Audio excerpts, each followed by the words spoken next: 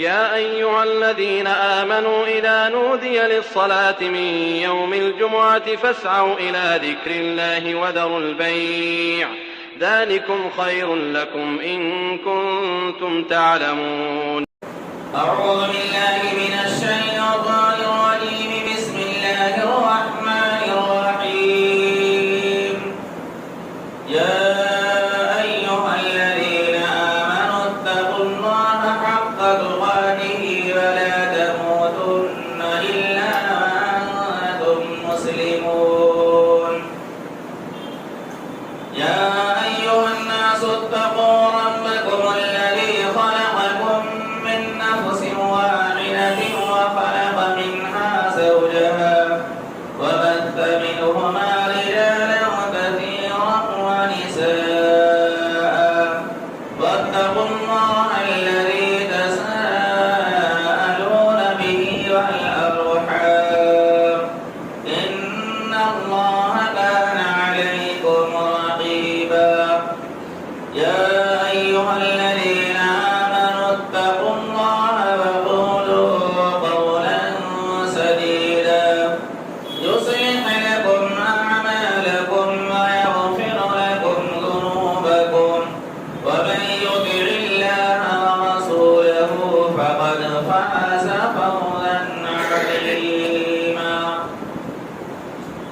وقال الله تبارك وتعالى في سورة الحجرات: إنما المؤمنون إخوة فأصلحوا بين أخويكم واتقوا الله لعلكم ترحمون. محترم سامعین کرام، ہر قسم کی حمد و ثنا، بڑائی اور بزرگی اللہ رب العالمین کے لیے لائق اور مناسب ہے، جس نے ہمیں اور آپ کو اس کائنات فانی کے اندر پیدا کیا اور اپنی بے شمار نعمتوں سے ہمیں نوازا. بعدہ بے شمار درود و سلام نازل ہوں رب العالمین کے بھیجے گئے جملہ انبیاء کرام پر، خصوصاً احمد مجتبی محمد مصطفیٰ صلی اللہ علیہ وسلم پر، جنہیں رحمت للعالمین بنا کر مبعوث کیا گیا. برادران اسلام، خطبہ مسنونہ کے بعد سورہ حجرات کی ایک آیت کا ایک حصہ آپ کے سامنے پیش کیا گیا. اس آیت کریمہ کے اندر اللہ رب العالمین نے ایمان والوں کو بھائی قرار دیا اور فرمایا کہ انما المؤمنون اخوہ، تمام مسلمان آپس میں ایک دوسرے کے بھائی ہیں. اب جب تمام مسلمان آپس میں ایک دوسرے کے بھائی ہیں تو ایک دوسرے کی ذمہ داری بھی کچھ بنتی ہے. اسی ذمہ داری کے تعلق سے اللہ رب العالمین نے فرمایا فَأَصْلِحُوا بَيْنَ أَخَوَيْكُمْ، اپنے بھائیوں کے درمیان اگر نا اتفاقی دیکھو، اپنے بھائیوں کے درمیان اگر اختلافات دیکھو تو ان کی اصلاح کرو، انہیں آپس میں ملا دو، لعلکم ترحمون، تاکہ تمہارے اوپر رحم کیا جائے. کوئی آیت کریمہ اس بات کی طرف ہماری رہنمائی کرتی ہے کہ آپسی اختلاف نہیں ہونی چاہیے، آپسی انتشار نہیں ہونی چاہیے، اور جہاں کہیں کسی کے درمیان یہ پتہ چلے کہ ان کے درمیان میں آپسی انتشار ہے تو فوراً اللہ رب العالمین نے حکم دیا فَأَصْلِحُوا بَيْنَ أَخَوَيْكُمْ، اپنے بھائیوں کے درمیان میں اصلاح کر دو، صلح کرا دو، آپس میں انہیں ملا دو. اسی طریقے سے آپسی تعلقات کی نوعیت کیسی ہونی چاہیے؟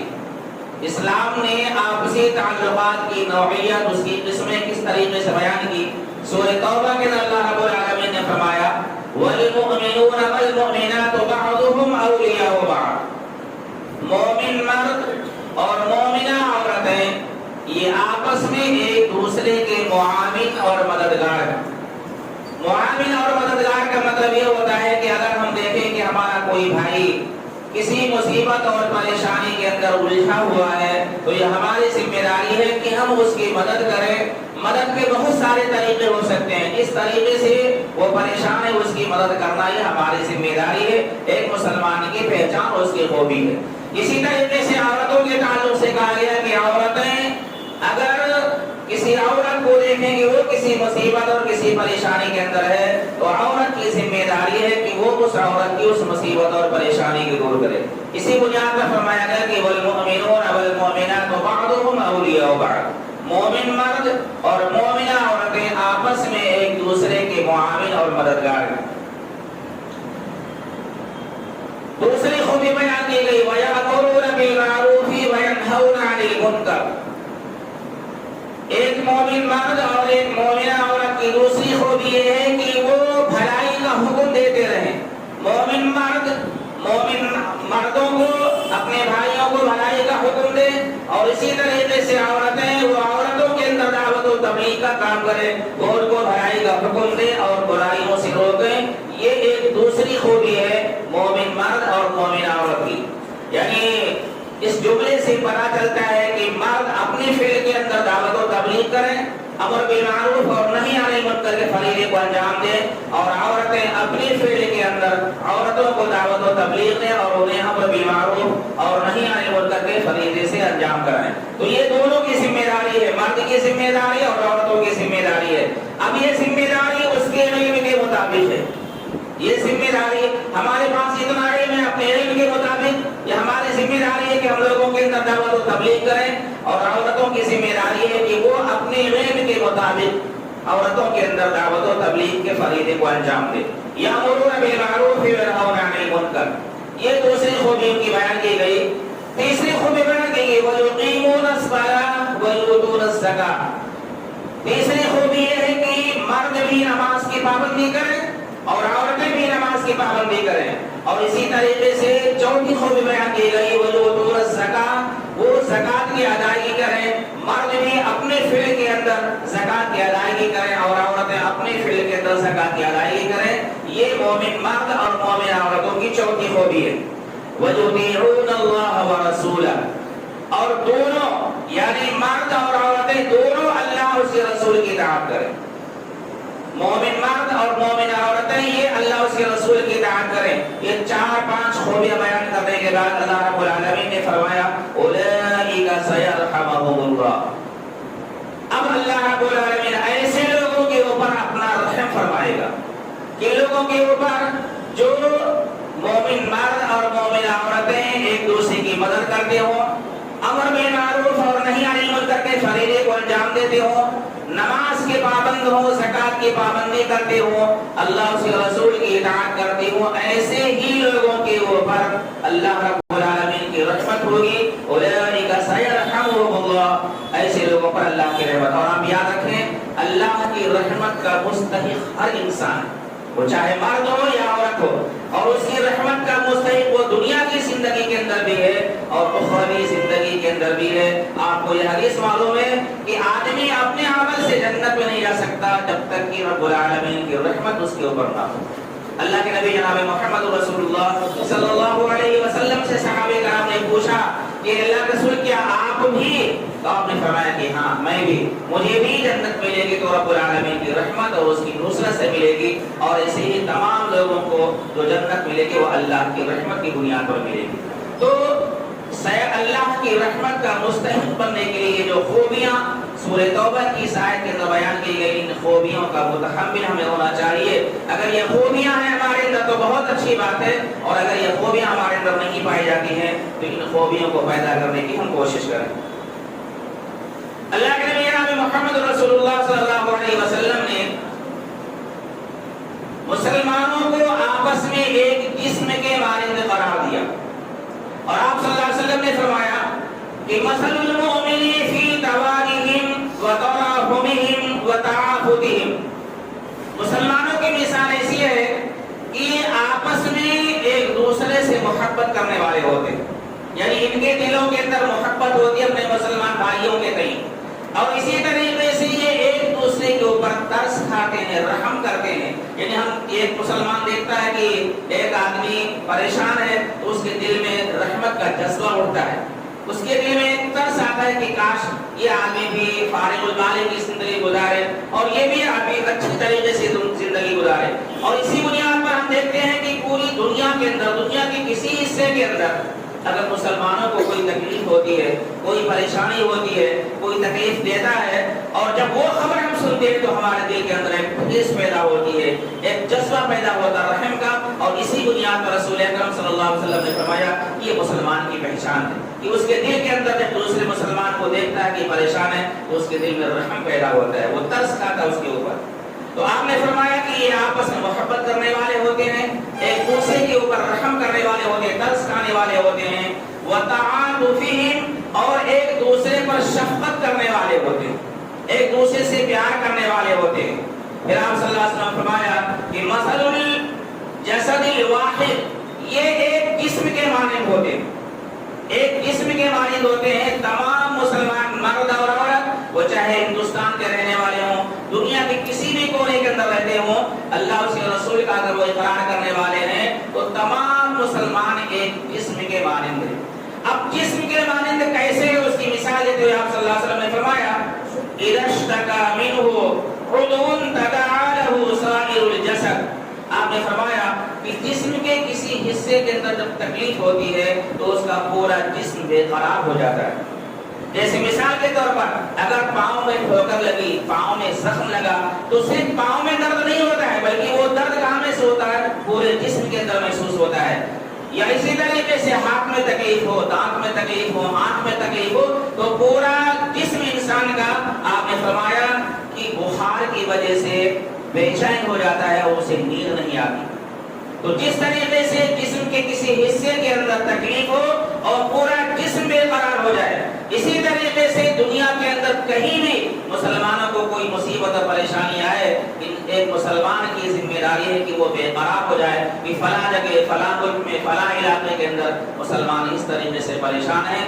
اگر یہ کیفیت اس کے دل کے اندر پیدا ہوتی ہے تو رسول اکرم صلی اللہ علیہ وسلم نے فرمایا کہ وہ آدمی مسلمان ہے، وہ آدمی مومن ہے. اسلامی بھائی چارہ یہ اللہ رب العالمین کی طرف سے ایک نعمت ہے. اللہ رب العالمین نے اس قرآن مجید کے اندر فرمایا وَاعْتَصِمُوا بِحَبْلِ اللَّهِ جَمِيعًا اللہ کی رسی کو تم مضبوطی سے پکڑ دو. اللہ کی رسی سے مراد کتاب و سنت. کتاب و سنت کے اندر جو تعلیمات دی گئی ہیں ان تعلیمات کو مضبوطی سے پکڑ لو. آپ صلی اللہ علیہ وسلم فرمایا کہ اللہ رب العالمین نے فرمایا وَلَا تَفَرَّقُوا اور آپس میں اختلافات پیدا مت کرو. یہ آیت کریمہ پہلے میں آپ کو بتا دوں یہ اس وقت کے پس منظر کو لے کر کے نازل ہوئی جب رسول اکرم صلی اللہ علیہ وسلم کو نبوت عطا نہیں کی گئی تھی. مکہ کا جو ماحول تھا، مکہ کے ماحول کے اندر یہ تھا کہ مدینہ میں دو قبیلے تھے، اوس اور خزرج. اسی طریقے سے مکہ کے اندر دو مشہور قبیلے تھے، ان کے درمیان میں اتنی لڑائیاں ہوتی تھی، اتنا آپس میں اختلاف ہوتا تھا کہ معمولی باتوں کے لیے سالوں سال جنگیں ہوا کرتی تھی، سالوں سال خون خرابہ ہوتا تھا اور معمولی باتوں کے لیے پتہ نہیں کتنے آدمیوں کی لاشیں گر جایا کرتی تھی. اتنا اختلاف، اتنا لڑائی، اتنا جھگڑا. اور عرب کے جو حالات تھے کہ کوئی بھی قافلہ امن و سکون سے ایک جگہ سے دوسری جگہ نہیں جا سکتا تھا. اس طریقے سے لوٹ مار، قتل و غارت گری پورے عرب کے اندر جو ہے یہ ماحول تھا. اسی موقع پر اللہ کے نبی جناب محمد رسول اللہ صلی اللہ علیہ وسلم کو نبوت دی گئی اور قرآن مجید کی آیت نازل کی گئی کہ ولا آپ فرمایا کہ وَاذْكُرُوا نِعْمَتَ اللَّهِ عَلَيْكُمْ وَاذْكُرُوا نِعْمَتَ اللَّهِ عَلَيْكُمْ إِذْ كُنْتُمْ أَعْدَاءً. تم اللہ کی اس نعمت کو یاد کرو جب تم آپس میں دشمن تھے، اللہ نے تمہارے دلوں کے اندر محبت ڈال دی. اور آپ جانتے ہیں دشمنی آپ اگر تاریخ پڑھیں عرب کی تو آپ کو لگے گا کہ جیسے انسان نہیں، حیوان اور جانور اس علاقے کے اندر لوگ بستے رہتے ہوں. اتنی اختلافات، اتنی لڑائیاں ان کے اندر ہوتی تھیں. اللہ رب العالمین نے فرمایا یہ میری نعمت ہے، یہ میری رحمت ہے کہ ہم نے تمہارے دلوں کے اندر محبت ڈالی. فَأَصْبَحْتُم بِنِعْمَتِهِ إِخْوَانًا تو تم آپس میں بھائی بن گئے. اور بھائی کس طریقے سے بنے؟ بہت ساری روایتیں، بہت سارے واقعات آپ کتاب و سنت کی روشنی میں پائیں گے. ایک واقعہ میں آپ کے گوشے گزار کرتا ہوں. اللہ کے نبی جناب محمد رسول اللہ صلی اللہ علیہ وسلم کے صحابہ کرام کو جب مکہ کی زندگی دشوار ہو گئی تو آہستہ آہستہ لوگ مکہ سے مدینہ کی طرف جو ہے ہجرت کرنے لگے. مدینہ اس زمانے کے اندر ایک چھوٹی سی بستی تھی.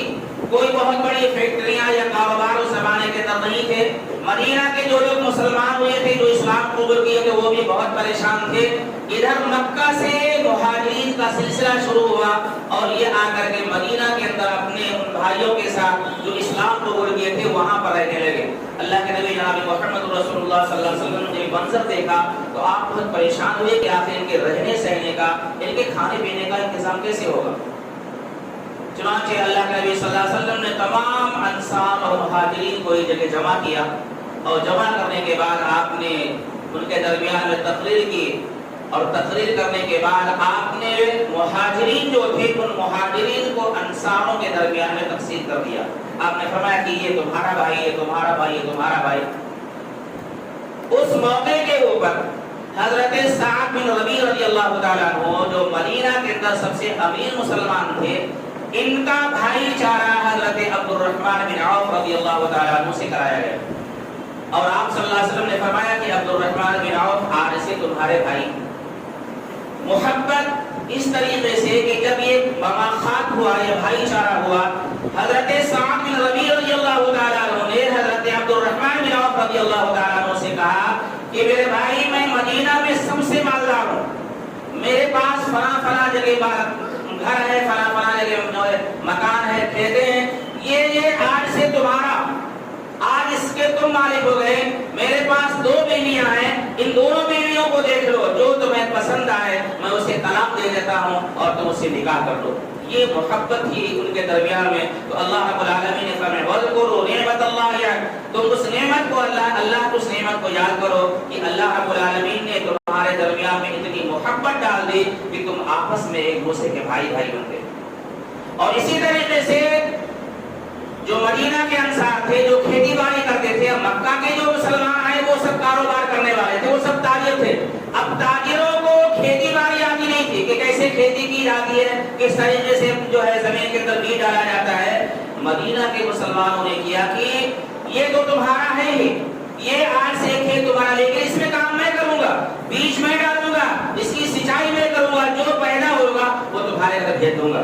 کیونکہ ان کو جانکاری نہیں تھی کہ کھیتی کیسے کی جاتی ہے. اتنی محبت اللہ رب العالمین نے ڈالی اور اس محبت کے تعلق سے قرآن مجید کے اندر اللہ رب العالمین نے فرمایا کہ وَأَلَّفَ بَيْنَ قُلُوبِكُمْ, رسول اکرم صلی اللہ علیہ وسلم سے کہا جا رہا ہے وَأَلَّفَ بَيْنَ قُلُوبِكُمْ لَوْ أَنفَقْتَ مَا فِي الْأَرْضِ جَمِيعًا, اے نبی پوری دنیا کی دولت خرچ کر کے اگر ان کے درمیان میں تو محبت ڈالنا چاہتے تو نہیں ڈال سکتے. یہ محبت میں نے ڈالی تھی.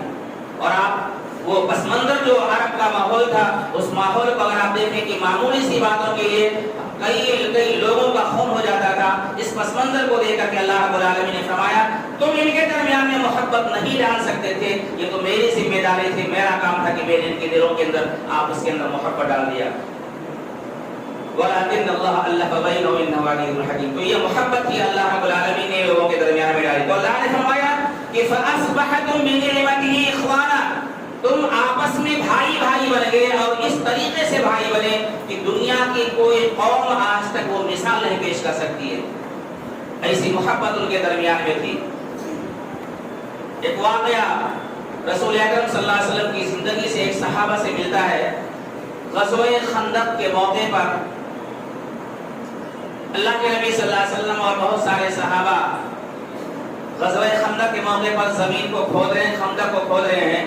کسی صحابی نے دیکھا کہ رسول اکرم صلی اللہ علیہ وسلم کے پیٹ پر پتھر بندھے ہوئے ہیں بھوک کی وجہ سے.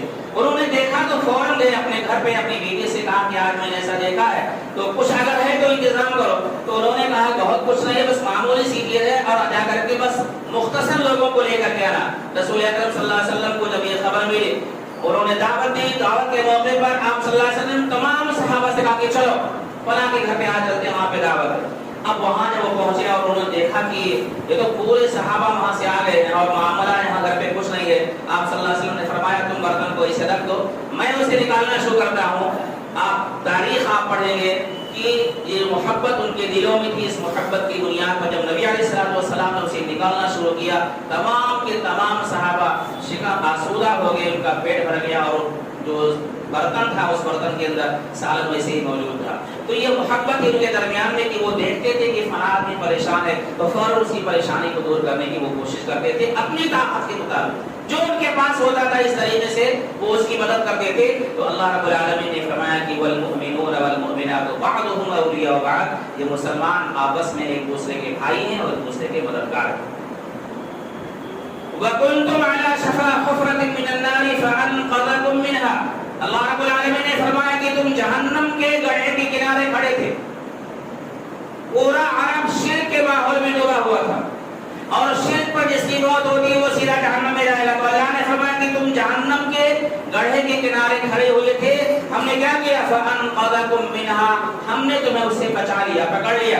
رسول اکرم صلی اللہ علیہ وسلم کو نبی بنا کر مبعوث فرمایا، اور آپ نے ان تعلیمات کی بنیاد پر لوگوں کے درمیان میں سے عام کیا، اور جنہوں نے اسلام کو قبول کیا وہ اس جہنم کے گڈھے سے بچ گئے. تو اللہ نے فرمایا کہ فَأَنْقَذَكُم مِّنْهَا كَذَلِكَ يُبَيِّنُ اللَّهُ لَكُمْ آيَاتِهِ لَعَلَّكُمْ تَهْتَدُونَ.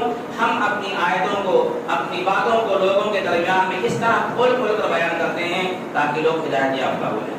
تو مومنوں کی جو ذمہ داری ہے وہ آپس میں ایک دوسرے کے بھائی بھائی ہیں، اور ان کی یہ ذمہ داری ہے کہ جب بھی وہ کسی مسلمان کو کسی پریشانی اور مصیبت میں دیکھیں تو فوراً اس کی پریشانی اور مصیبت کو اپنی استطاعت کے مطابق اسے دور کرنے کی کوشش کریں. حضرت عبداللہ بن زید رضی اللہ تعالیٰ عنہ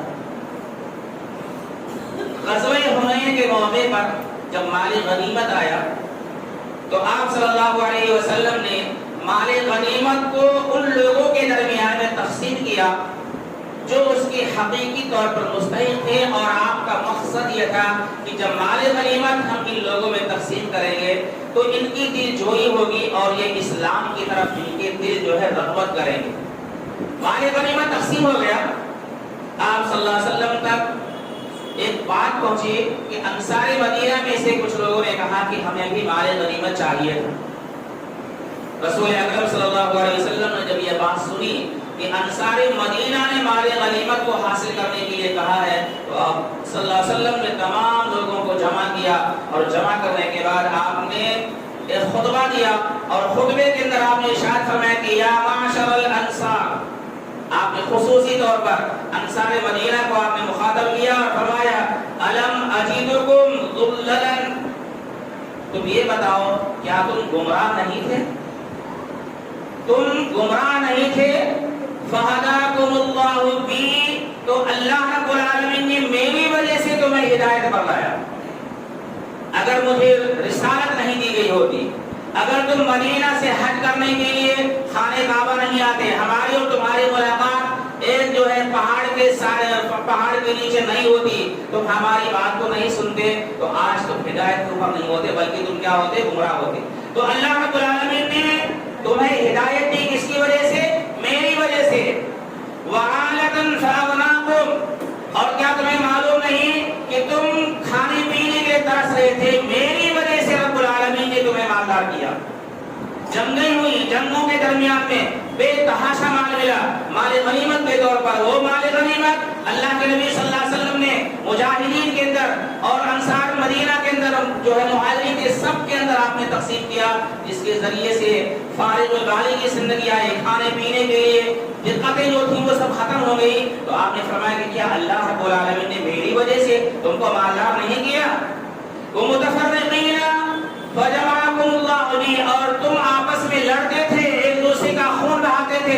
اوس اور خزرج، جیسے میں نے بتایا کہ مدینہ کے دو قبیلے بڑے بڑے تھے، یہ آپس میں اتنا لڑتے تھے کہ سالوں سال ان کی لڑائیاں چالو رہتی تھیں. اللہ کے نبی فرماتے میری وجہ سے اللہ نے تمہیں جمع کیا ہے، تمہارے دلوں میں محبت پیدا کی ہے. حضرت عبداللہ ابن زید رضی اللہ تعالیٰ عنہ فرماتے ہیں کہ جب رسول اکرم صلی اللہ علیہ وسلم یہ باتیں لوگوں سے کہہ رہے تھے تو انصار مدینہ کی طرف سے آواز آ رہی تھی کہ اللہ رسول بے شک آپ نے صحیح کہا، آپ نے صحیح کہا، آپ نے صحیح کہا. آپ کی وجہ سے اللہ نے مجھے مالدار کیا، آپ کی وجہ سے اللہ رب العالمین نے ہمارے دلوں کے درمیان میں محبت پیدا کی، اور آپ ہی کی وجہ سے اللہ نے مجھے سیدھے راستے پر لایا. یہ آپ کی جو ہے رحمت اور آپ کی محنت کی، جس کی بنیاد پر آج ہم सीधे रास्ते पर है। तो हकीकत ये है कि मुसलमान का जो मामला है वो आपस में एक दूसरे के भाई भाई हैं। अगर मुसलमानों के दिल में मुसलमानों के तई उल्फत ना हो, मुसलमानों के दिलों में मुसलमानों के तई शफकत और रहमत ना हो, तो याद रखें कि जो जज्बा एक मुसलमान के दिल में होना चाहिए वो जज्बा हमारे दिलों के अंदर नहीं है। और अल्लाह रब्बुल आलमीन ने ये शर्त लगाई है एक मुसलमान के दिलों में ये जज्बा का, इस जज्बे का होना जरूरी है कि दुनिया के अंदर कहीं भी मुसलमान को कोई तकलीफ हो, कोई परेशानी हो, तो उसकी ठेस आप अपने दिल के अंदर महसूस करें, उस दर्द को आप अपने दिल के अंदर महसूस करें। जिस तरीके से जिस्म के किसी एक हिस्से को तकलीफ होती है तो पूरा बदन आपका बेकरार हो जाता है, आप बेचैन हो जाते हैं, इसी तरीके से एक मुसलमान का मामला है। बहरकैफ मुसलमान जब आपस में भाई भाई हैं तो इनकी कुछ हुकूक होंगे, इनकी कुछ जिम्मेदारियां होंगी। वो जिम्मेदारियां इंशाअल्लाह मैं अगले खुतबे में आपके सामने रखता हूँ कि एक मुसलमान के कई दूसरे मुसलमान की जिम्मेदारी क्या है और उस जिम्मेदारी को किस तरीके से हम अंजाम दें ताकि दुनिया के अंदर भी हमें इज्जत मिले और उखरवी जिंदगी के अंदर भी हमें इज्जत और कामयाबी मिले। अल्लाह रब्बुल आलमीन दुआ है रब्बुल आलमीन हम तमाम मुसलमानों को हुस्न अमल की तौफीक अता फरमाए। आमीन। बारकल्लाहु लना व लकुम फिल कुरानिल अज़ीम व नफ़अना व ईयाकुम बिल आयाति वज़ ज़िक्रिल हकीम इन्नहु तआला जव्वादुन करीमुन व अलैकुम व रहमतुल्लाहि।